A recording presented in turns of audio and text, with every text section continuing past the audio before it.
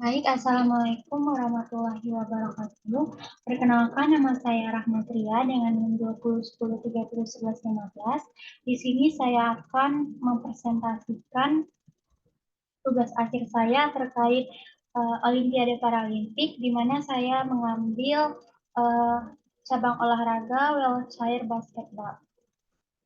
Langsung saja ke definisinya. Yang pertama, wheelchair basketball atau bola basket kursi roda adalah olahraga paralimpiade yang dimainkan oleh dua tim, di mana setiap tim itu masing-masing terdiri dari 5 orang pemain. Di mana setiap atlet itu diklasifikasikan ke dalam kelas yang berbeda-beda dengan masalah yang beragam pula. Nah, seperti masalah tungkai bawah, kemudian adanya amputasi, eh, kemudian kelumpuhan, dan lain-lain. Karena ini adalah olahraga dengan intensitas yang tinggi, maka setiap atlet itu penting memiliki keterampilan fisik seperti kecepatan, kelincahan, kekuatan, eh, daya tahan tubuh, keterampilan skill, di mana setiap atlet itu harus memiliki skill seperti mendorong, memutar, menendang, memukul, melempar, dan menangkap bola. Karena ini merupakan modalitas internal setiap atlet. Kemudian kita masuk ke klasifikasi.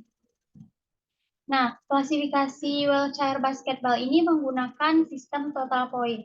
Jadi pemain itu untuk menentukan siapa yang bisa bermain di lapangan, di mana total point ini dimulai dari poin 1, kemudian pemain poin 2, pemain poin 3, sampai pemain poin 5.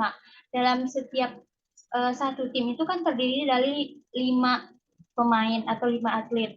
Nah, jadi semakin tinggi angka poinnya, maka semakin besar pula kemampuan fungsional pemain tersebut. Di mana dengan 5 pemain di lapangan tadi, jumlah total poin itu tidak boleh melebihi dari 14 poin. Selanjutnya kita masuk ke analisis cedera. Yang pertama itu ada cedera ekstremitas atas. Cedera ekstremitas atas wheelchair basketball itu yang tertinggi itu adalah cedera bahu, karena cedera ini berkaitan dengan gerakan berulang-ulang yang dibutuhkan oleh olahraga itu sendiri, seperti penanganan kursi roda dan biomekanik lemparan dalam posisi ini. Selain itu, bahu merupakan daerah yang secara anatomis itu tidak stabil dan lebih rentan terhadap cedera. Dalam beberapa literatur, cedera pada bahu pada olahraga kursi roda terutama diwakili oleh sindrom benturan bahu dan cedera rotator cuff yang menghasilkan rasa sakit, kemudian kehilangan kekuatan otot, dan penurunan rentang gerak. Hal ini dapat mengakibatkan perubahan biomekanik pada posisi bahu dan menyebabkan terjadinya pemendekan otot. Kemudian kesulitan dalam melakukan olahraga dan dalam kehidupan aktivitas daily sehari-hari. Cedera ini terkait dengan gerakan berulang dan gerakan paksa yang dilakukan di atas kepala, si aktivitas yang hadir dalam praktek wheelchair basketball.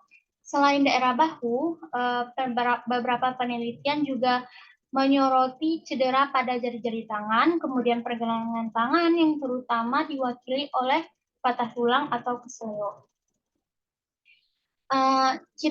Analisis cedera yang kedua yaitu cedera kepala. Cedera kepala yang diamati dalam penelitian ini adalah geger otak. Geger otak yang dimaksud adalah geger otak yang terkait dengan aktivitas olahraga yang disebabkan karena traumatis oleh gaya atau biomekanik yang dimana itu terjadi secara langsung pada kepala, wajah, leher, atau daerah sekitar bagian kepala ini. Kemudian yang ketiga adalah cedera tungkai. Cedera tungkai bawah mulai dari lutut, pinggul, dan daerah ischiatik. Cedera dengan insiden lebih tinggi ditemukan pada tungkai bawah, termasuk luka, kemudian tekanan, luka memar, dan lecet pada kulit.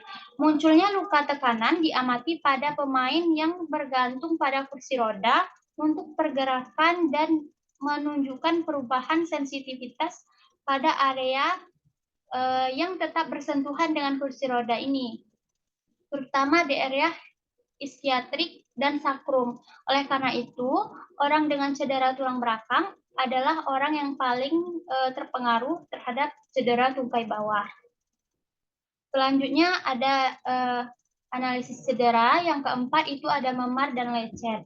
Mengenai memar dan lecet pada kulit, seperti yang telah disebutkan sebelumnya, wheelchair basketball adalah olahraga dengan kontak di mana situasi tersebut tidak dapat terjadi selama pertandingan.